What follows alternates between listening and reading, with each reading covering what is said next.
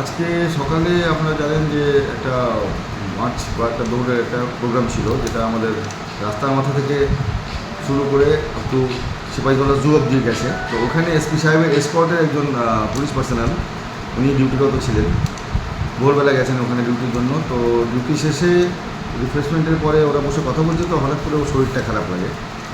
তো কিছুক্ষণের জন্য হয়তো সে একটু অচেতন্য হয়ে গেছিলো, আনকনসিয়াস। তো ওকে তড়িঘড়ি ওখানে নিয়ে আসা হয়।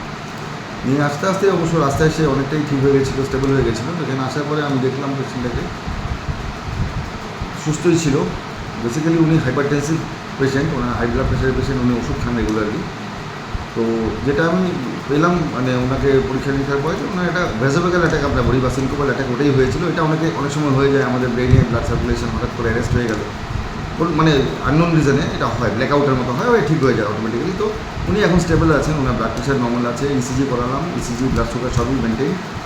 তো আপাতত ওনার বাড়ি মেলাঘরে, তো আমি ওনাকে মেলাঘরে চলে যেতে বলেছি। ওখানে আমি হাসপাতালে যোগাযোগ করে দিয়েছি, একটা সিটি স্ক্যান করে দিতে বলেছি। ওনার এই মুহূর্তে উনি বিপদমুক্ত, চিন্তার কোনো কারণ নেই।